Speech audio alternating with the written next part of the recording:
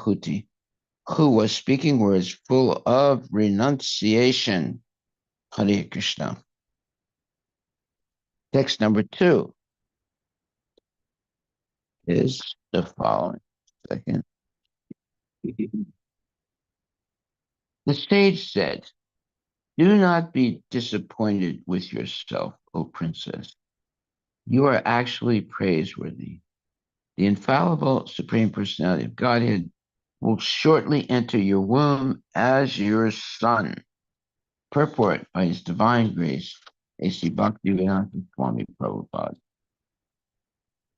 Kardama Muni encouraged his wife not to be sorry, thinking herself unfortunate, because the Supreme Personality of Godhead, by his incarnation, was going to come from her body. Text number 3. You have undertaken sacred vows. God will bless you. Hence, you should worship the Lord with great faith through sensory control, religious observances, austerities, and gifts of your money in charity. Purport by Srila Prabhupada. In order to spiritually advance or to achieve the mercy of the Lord, one must be self-controlled in the following manner. He must be restrained in sense gratification and must follow the rules and regulations of religious principle. Without austerity and penance, and without sacrificing one's riches, one cannot achieve the mercy of the Supreme Lord. Kardama Muni advised his wife, you have to factually engage in devotional service with austerity and penance, following the religious principles and giving charity. Then the Supreme Lord will be pleased with you, and he will come as your son. Wow. All right. Well, here's the formula on how to become successful in the spiritual life. So this verse says, text 3, you have undertaken sacred vows. God will bless you.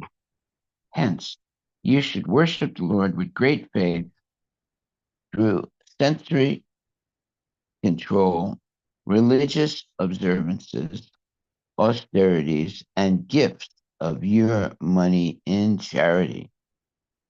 Okay, so great faith through sensory control, religious observances, austerities, and gifts of your money in charity.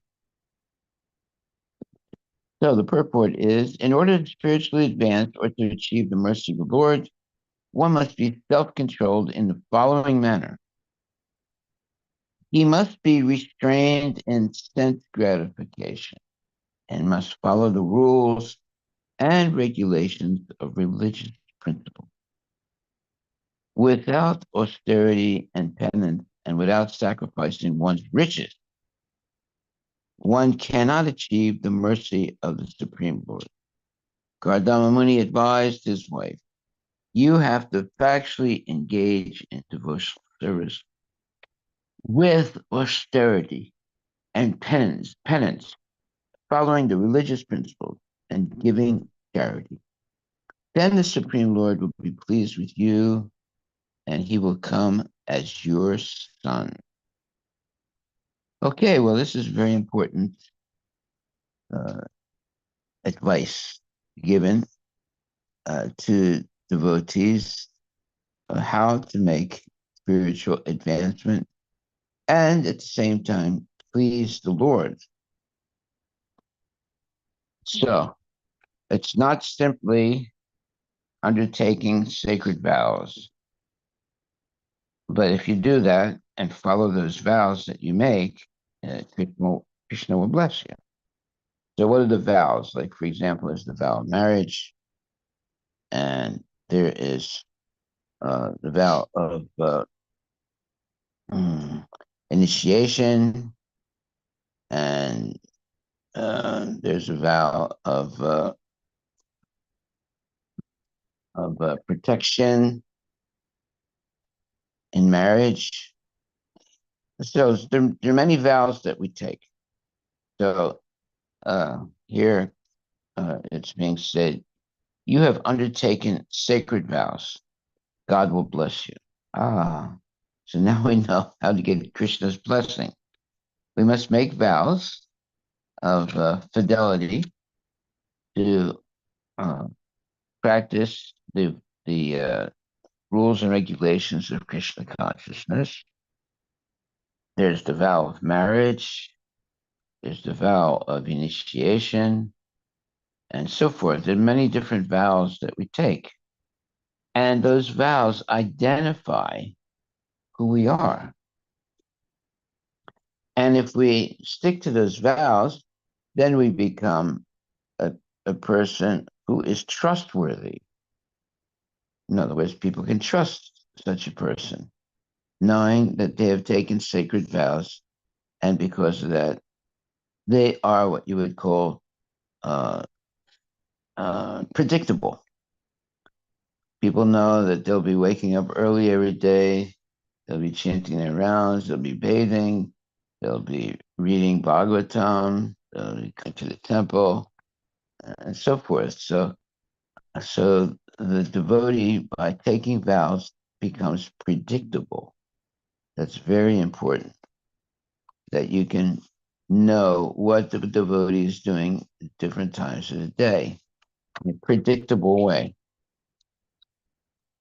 When a devotee becomes uh, not predictable, that's a big problem because uh, one minute they might be chanting Hare Krishna, next minute they might be going to a bar to drink alcohol. So one has to be predictable, and one has to maintain the vows that they have taken. So in life, when you take a vow, that's who you are. It defines who you are. So there's a vow of marriage. There's the vow of initiation and so forth. Those vows that we take and follow identify us, and it becomes our identity in life. So here it says, you have undertaken sacred vows. God will bless you. Hence, you should worship the Lord with great faith through sensory control, religious observances, austerity, and gifts of your money in charity. And this is very important. Now, there are different levels of charity depending on how much money a person makes. Sometimes a person can only donate uh, $10. That's because they only have $20. But if a person only donates $10 but has $100 million, that's not a donation. That's cheating. But that's cheating yourself. It's not cheating Krishna. It's cheating yourself, right? But when there's a poor man who gives half of what he has in charity, he's making a real donation.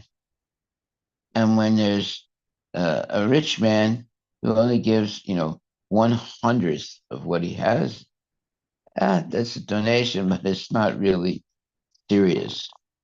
Uh, so someone might make uh, a, a rich man might make a donation. It seems like a lot of money, but it's only 1/10,000th of what they have, right? So it's not a really serious donation. But a poor person who gives half of what they have, they're giving a bigger donation than the rich man who's only giving 1/10,000th of what they have. So here it says, you have undertaken sacred vows. God will bless you. Hence, you should worship the Lord with great faith through sensory control, religious observances, austerities, and gift of your money in charity. Purport by Srila Prabhupada. In order to spiritually advance or to achieve the mercy of the Lord, one must be self-controlled in the following manner. He must be restrained in sense gratification and must follow the rules and regulations of religious principles. Without austerity and penance, and without sacrificing one's riches, one cannot achieve the mercy of the Supreme Lord.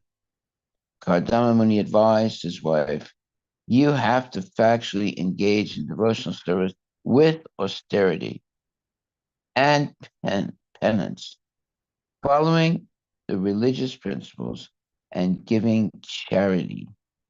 Then the Supreme Lord will be pleased with you and he will come as your son. This is a formula for success in spiritual life. And we have to be very generous in our charity.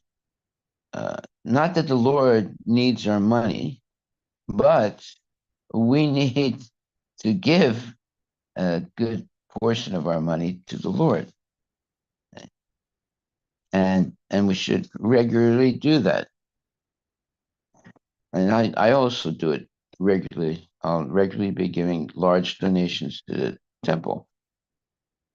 Why? Because the more you give to Krishna, the more he gives you, so that you can continue giving more. So if you are very stingy and not give anything, well, that might be okay for a little bit, but it's not really engaging in, let's say, give and take with Krishna. Once you begin to be a real giver to the Lord, you'll see that the Lord gives you 100 times more, so that you can give more than more to the Lord. Everything is controlled by Krishna. So, therefore, and everything belongs to Krishna. That's the real point. If a person has $4 billion in the bank and they die, they are a failure. Why? Because they were not really giving much in charity to the Lord. But by the time you're going to die, if you have nothing, because you've given everything to the Lord, that's the success. Because the Lord will be very pleased. And you will be very pleased because you actually, what happens when you die? You will see Krishna, and Krishna will say, well, what did you do in life? And if you say, well, I saved $4 billion in the bank, and then I died. So the Lord will say, well, that's a failure. It's not an achievement. But if you say, well, I was just earning $25,000 a year, and I was giving $20,000 in charity, the Lord would say, well, here, shake hands. Thank you very much. You're a success. So you have to understand the possibilities of success and failure. Failure is hoarding money. Success is using the money in Krishna's service. So you don't get any real spiritual benefit by hoarding money, but you do get a tremendous amount of mercy of Krishna by using the money correctly in his service. And Krishna will be very pleased. You will be also pleased. So here it says, you have undertaken sacred vows. Well, what are sacred vows? Well, you have the vow of initiation. It's a sacred vow. And there's the vow of marriage. That's a sacred vow. So when you have undertaken sacred vows, God will bless you. So we should take that to heart. That whenever we take a sacred vow to follow Krishna consciousness, like an initiation, The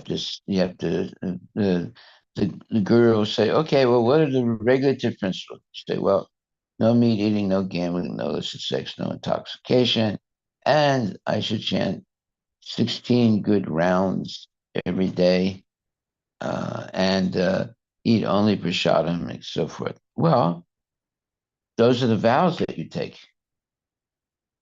So one time, this lady devotee came to me and she said, when Guru Dev comes, I'm going to complain about this person. This person is nonsense, and I'm going to complain to Guru Dev. I said, wait a minute.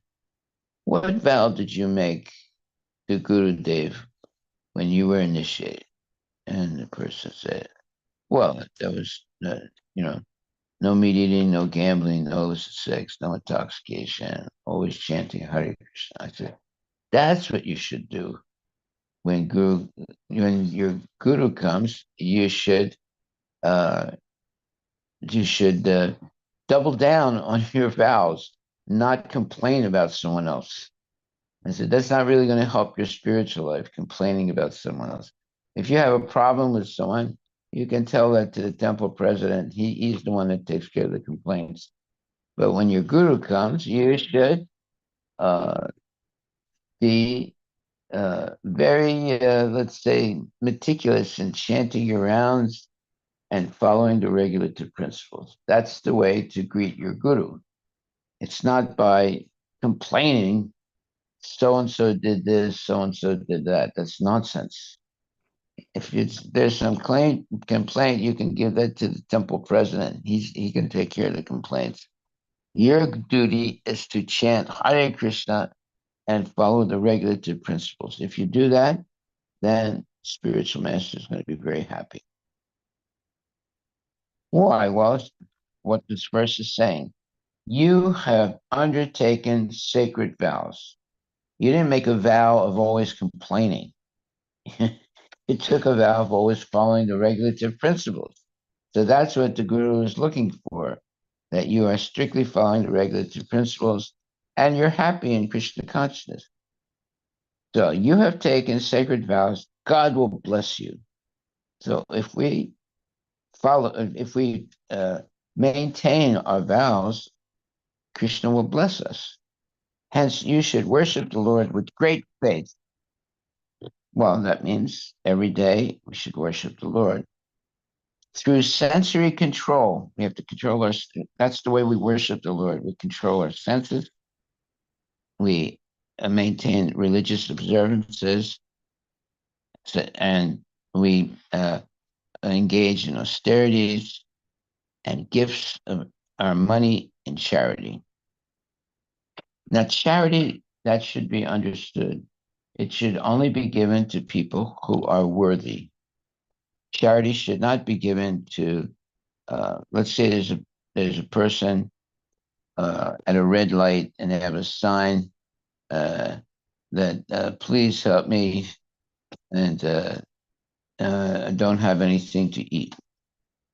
Well, if you give that person, let's say $5, and he goes and buys some beer or wine, you get 1/6 of the sinful activity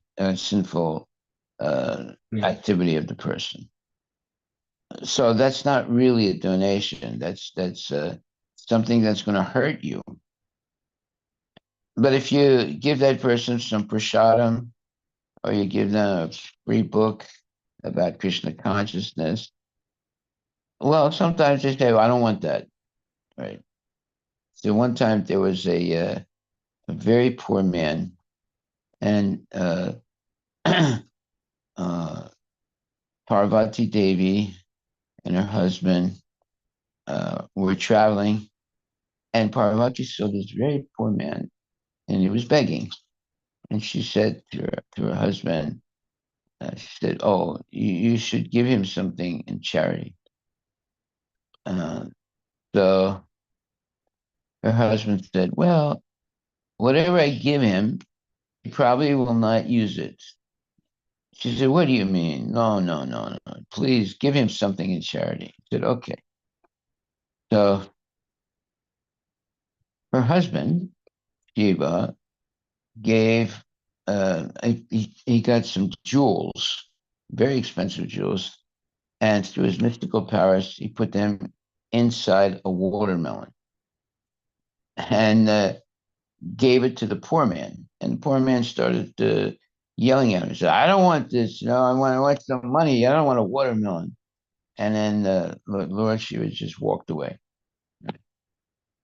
So the man was really upset that he didn't get any money. So somebody came walking past him, and the man stopped him and said, "You want this watermelon?"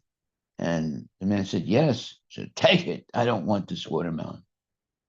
So Parvati and Lord Shiva were watching what happened. And the beggar gave the watermelon to somebody else. And Shiva looked at her and he said, "You see, he's destined to be miserable his whole life because he is not uh, really ready to receive mercy. He's too angry. He's too lusty. He's too greedy. He's not ready to receive real charity." So that was the lesson. Uh, and sometimes you see that, you see somebody who's begging and you give them some prasadam and said, "Now don't give me that. Give me money. I don't want that." So that happens a lot, actually. And then there are others that are happy to get the prasadam. But a lot of times they don't want the prasadam. They say, "I don't want this. Give me money." Like, for example, you see the professional beggars in Delhi. As soon as you get out of the airplane and you're beginning to leave the airport, there are all these beggars, these little kids, and there's the adults also. They used to be inside the airport, but now they're always outside. They're not allowed inside anymore. So as soon as you're get to the first red light after leaving the airport, there's all these beggars they come, and and the one has no arm, and they're showing you that they don't have an arm or something like that. Or there's one that has the legs are broken or legs are missing, and they're on a skateboard, uh, and they're begging. So you have all these professional beggars. I don't know if they, I don't know if the police don't let them do it anymore, but before it was really bad. It was right in the airport, uh, and then eventually they were forced to go outside the airport. So they used to be the first thing that you would see when you came to India, the beggars. And they were professional. And some of them, unfortunately, when they were born, they would be mutilated by the family members. So they'd be a professional beggar the whole life and be able to bring in money. Okay, so here in this verse, it's saying, "You have undertaken sacred vows. God will bless you." Well, right there, that's enough right there to become successful in spiritual life. Like, for example, when you're going to be married, initiated, or when you're going to get married, you're going to take sacred vows. That defines who we are. And if we follow them, Krishna will bless us. Hence, you should worship the Lord with great faith through sensory control, religious observances, austerities, and gifts of your money in charity. Well, this is the life of a devotee. He uh, uh, worships the Lord with great faith through sensory control, religious observances, austerities, and gifts of our money in charity. And here in the purport, Prabhupada says, in order to spiritually advance, or to achieve the mercy of the Lord, one must be self-controlled in the following manner. 1, he must be restrained in sense gratification. 2, and must follow the rules and regulations of religious principle. And 3, without austerity and penance and without sacrificing one's riches, one cannot achieve the mercy of the Supreme Lord. Kardama Muni advised his wife, you have to factually engage in devotional service with austerity and penance, following the religious principles and giving charity. Then the Supreme Lord will be pleased with you and he will come as your son. Well, look what happened. Kardama Muni and Devahuti were following this advice, and therefore Krishna appeared as their son and as Kapila Muni.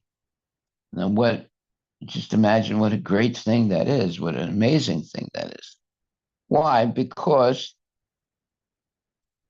they're factually engaged in devotional service with austerity and penance. So one time, Prabhupada had a friend of his.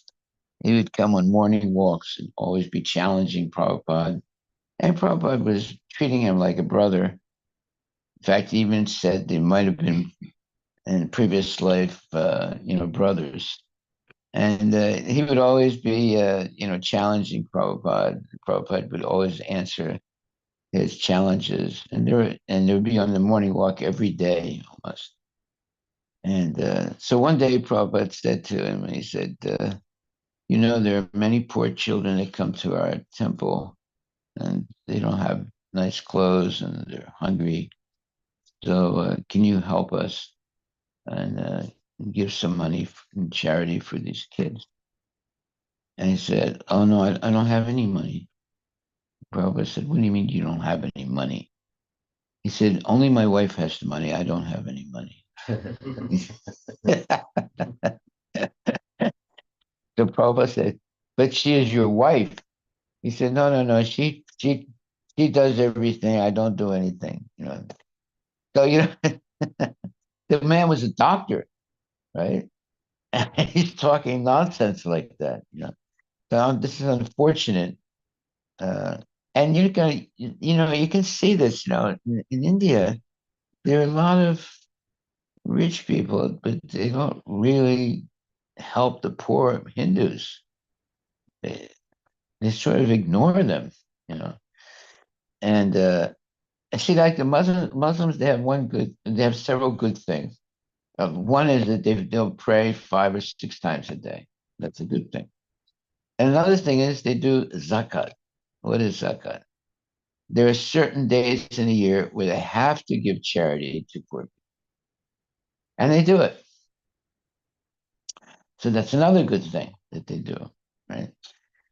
And so praying 5, 6 times a day, and then mandatory zakat or mandatory donations that they give to poor people. These things are mandatory in Islam. Now, in Krishna consciousness, or let's say in Hinduism, those things are not mandatory. At least, maybe I don't know. There might be mandatory days where Hindus have to give charity to poor people. I don't know. Are there days like that? Just in general, it's customary that in any festival you should go and donate, but people don't do it these days. They don't do it. Why? But the culture is lost, I think.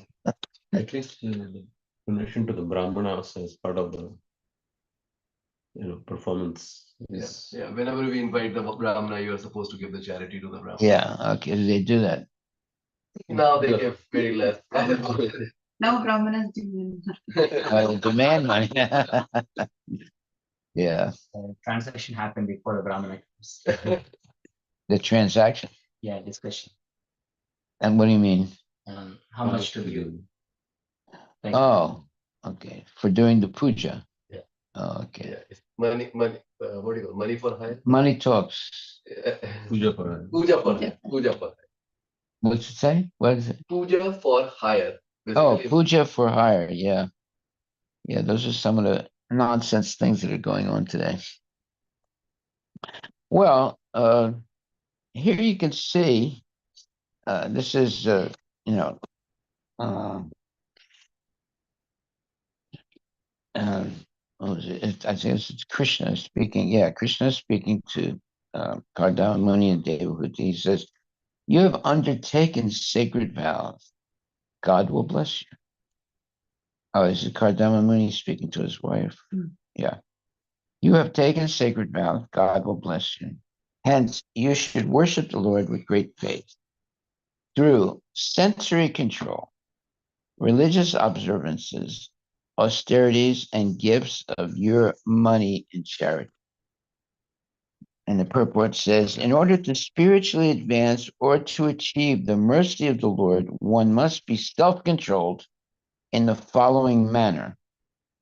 He must be restrained in sense gratification. One, must follow the rules and regulations of religious principles. Two, without austerity and penance, and without sacrificing one's riches. Three, one cannot achieve the mercy of the Supreme Lord.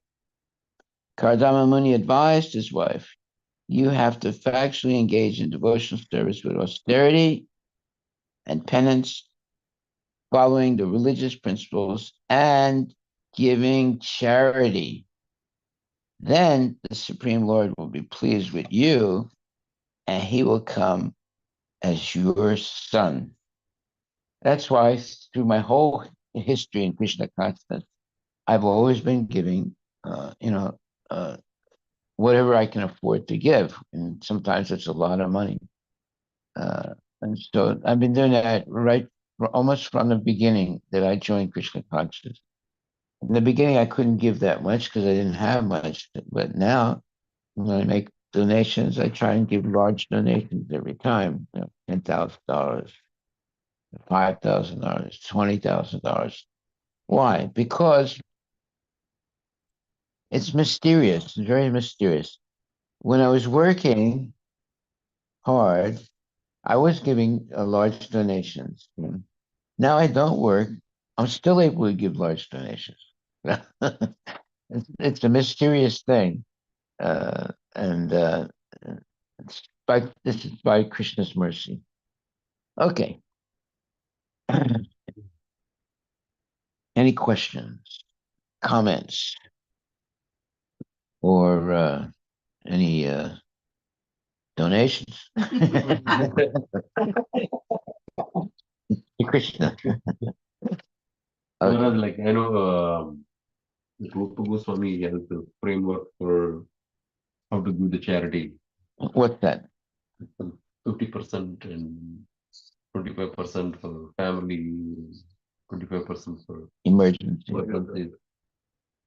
So what, were you also following that principle, or is it like more? I'm just trying to see like how much to give and how much you, what is the framework that you? Okay, well that's like, uh usually I will give now, I would say what every year I'm giving about how much? About $30,000 every year. But when you can come closer to, leaving your body, then you should give 50% of everything you have.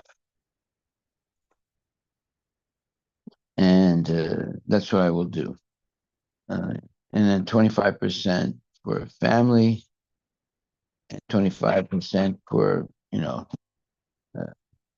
emergencies. But, when you're going to die, you don't have to keep any money.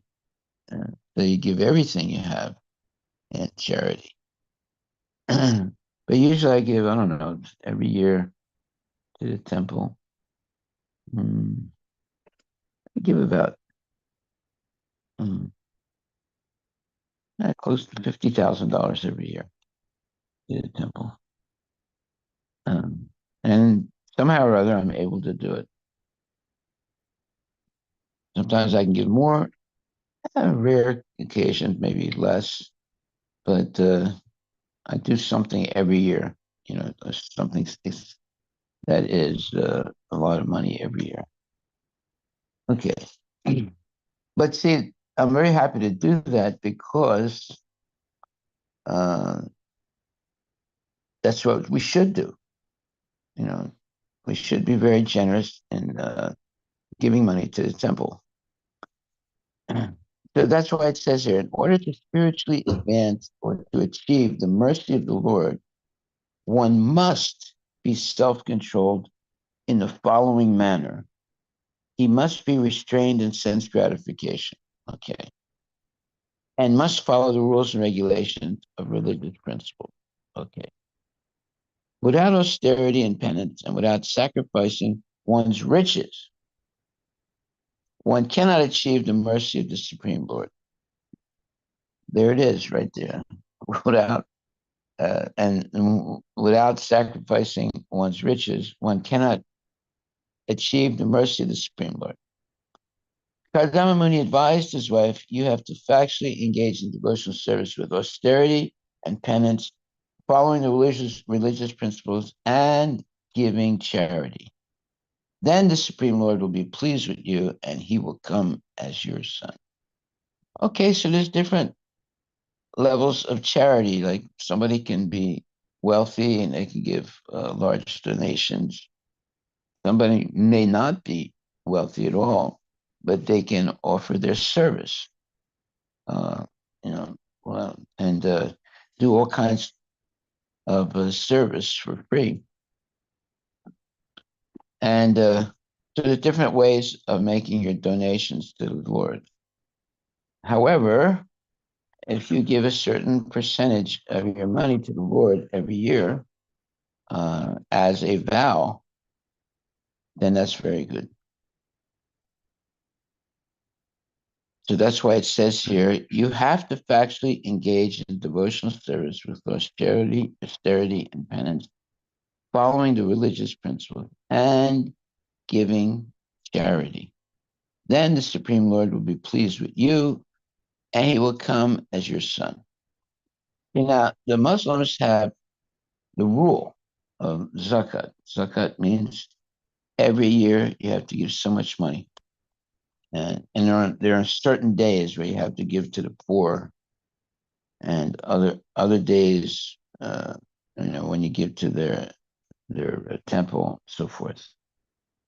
And they do it because it's mandatory. Now I don't know. Is it mandatory in Hinduism? What is that? No. They have rules about giving. No, at least I don't know. There is a prevalence now in India, they are calling it 10th, that you should give at least 10% of your salary income. Yeah. But that's the new socially people are asking for. That's what? Socially people are saying that it's a good thing to give at least 10% of your salary. Okay. And there are people doing that. People do it. Okay. Well, that's more or less what the Muslims do too. Usually 10%. But they have it, it's written in their code of things that you must do every year. They call it zakat. You have to give so much money every year to poor people or to their temples or whatever. Okay, so are there any questions about this?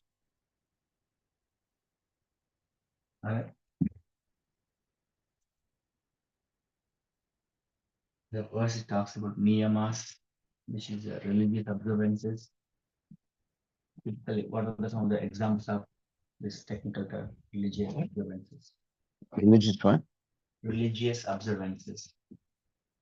Well, that means there's things that are mandatory that you have to do in your following of the religion. So you have to chant your rounds, right? You have to come to the temple regularly. You have to give donations.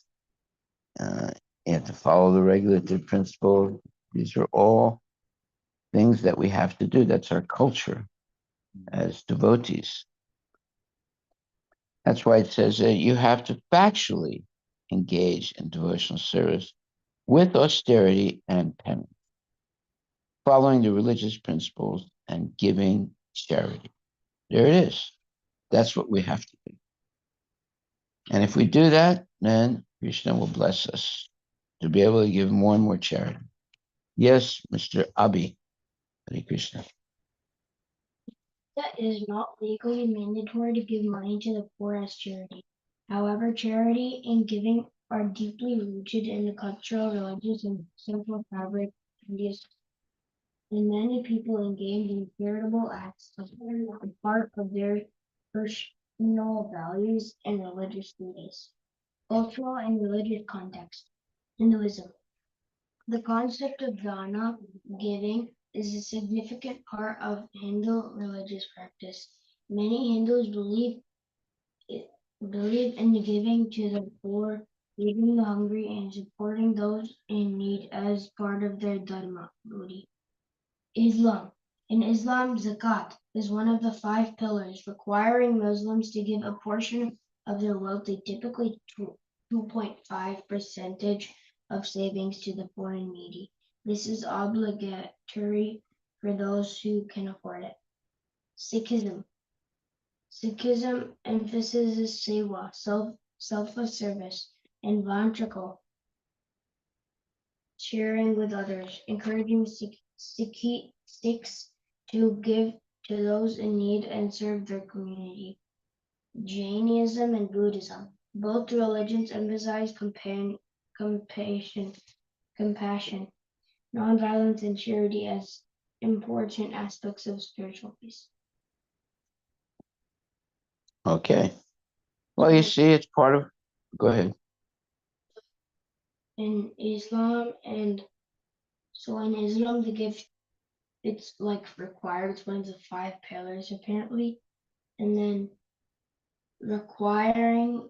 I'll read that section again. In Islam, zakat is one of the 5 pillars, requiring Muslims to give a portion of their wealth, typically 2.5% of savings, to the poor and needy. This is obligatory for those who can afford it. So it's mandatory for those who can afford it. So like the poor don't have to do it if they don't have enough money. Well, okay, but see, it's not saying you have to give so much money. It says you have to give a percentage. Yeah, so you can be poor and give 2.5%, right? And you can be rich and give 2.5%. This is obligatory for those who can afford it. Is there something that can afford it? Well, You you'd have, go ahead. once they reach the threshold, which is the value of 87.48 grams of gold or 612.36 grams of silver. So there are actual calculators online. Right? So if you put what you have, they actually give you, and they do all this math. Okay, what is the minimum you should keep? And then what's the percentage you should give after that? So there are calculators, hopefully. Who's doing that? The Muslims? Yeah, the Muslims, they have online calculators. They also have, there's an organization called United Muslims.org. So they actually help you with zakat calculation. Mhm. So yeah, it's 1/40th of the total savings and wealth. This is the total, not just for that. 1/40th. Yeah, that's 2.5%. Okay. So whatever total wealth, this includes in fact, serious calculator. So they ask for like, what's the value of the gold you possess? What's the value of silver you possess? What's the cash in hand or bank accounts? Other savings, investments and share values, money owed to you. Then there's the liabilities. What is the money that you owe to others? are other outgoings that are due, like tax, rent, and so on. So all the top ones you add and bottom ones you take, subtract, and then at the end of it they put 22.5% of it. And Yeah. Or some people can cheat, they can say, oh, I have to pay this, I have to pay that. I don't have anything. So I can't give anything. It's pretty small. yeah, I mean that's I think probably why people, and this is also one of the five pillars of, I mean, even for us it's one of the five pillars, right? Just now we read the verse, it said like charity is one of the five things. Austerity is charity. Niyama. In Hinduism, I suppose it doesn't specify the number because, as he was reading that, it's baked into the process, right? Every time anybody is coming, you're doing charity. So it's like, and then Maharaj, the question is, when we say austerity, right? So austerity, it means that I should try to live with the minimal possible, right? Which is comfortable. Now, that's where the definition of comfort comes into the picture. What is comfortable for somebody? They want, I would like to travel always in business class. That's comfortable for me. Versus somebody will say that I can walk. So, how to increase that austerity? How to grow as we grow in our life? Can you just give some practical examples? Yeah, once there was a very rich man that was going to uh, the Holy Land, and he was riding on an elephant. And there was also a very poor man that was walking near the rich man who was on the elephant. And the rich man was eating opulent food, and he had servants, and he was riding the elephant. He had a heart attack and died before he reached the Holy Land. And the poor man, who was walking and hardly eating anything, he made it to the Holy Land. So we should have a minimalist lifestyle. Not eating too much, not eating too little, not uh, living extravagantly, living simply, so forth. Now, we might be very, very wealthy, but we should use that wealth in the service of Krishna, because everything belongs to Krishna. It doesn't belong to us. So we should not be stingy about donating for spreading Krishna consciousness. So it depends on the people, it depends on what they have learned from hearing lectures from bona fide devotees. So we're hearing something very serious here. It says that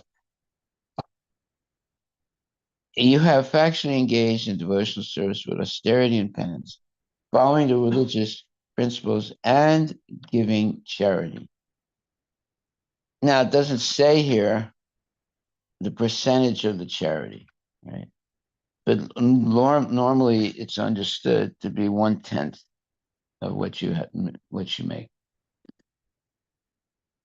But there's no, there's no limits. If you want to give more, that's even better. But it should be at least minimal 1/10 of what you earn. So, some people are very, let's say, organized. Right away they'll put away 1/10, whatever they.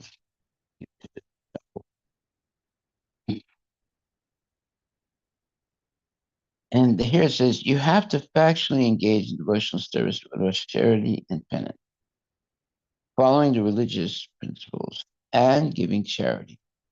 Then the Supreme Lord will be pleased with you, and he will come as your son. So this is what being said to Kardama Muni and Devahuti, and it's speaking to us at the same time. Then the Lord will be pleased with you, and he will come as your son. So this is even better than anything you could ever, think of, because you factually engage in devotional service with austerity and penance, following the religious principles and giving charity. Then the Supreme Lord will be pleased with you, and he will come as your son. Well, this is a message we should follow. We want Krishna to be, a member of our family, right? So this is very, very good advice. Okay, so we can meditate on this all day long today. Yeah. Following the religious principles and giving charity. Then the Supreme Lord will be pleased with you, and he will come as your son. Srila Prabhupada ki jai. Haribol. Jai. We will meditate on this all day today. Just imagine when you given charity, all the rules and regulations strictly, Krishna will come as our son. Now you might say, but he hasn't come as my son. No, it's in a future time, because of your austerity and penance and following strictly and giving in charity. In a future time, Krishna will come as your son. That's what, if you read Shastra, uh, sometimes husband and wife will do tremendous austerity, and in their next life, Krishna appears as their son. We have examples of that. Right? So we don't just live once, right? And we have, we're going to be born and we're going to die many, many times. But if we are following what's being said here, and we do it, strictly, Krishna can appear as our son in a future lifetime. Haribol.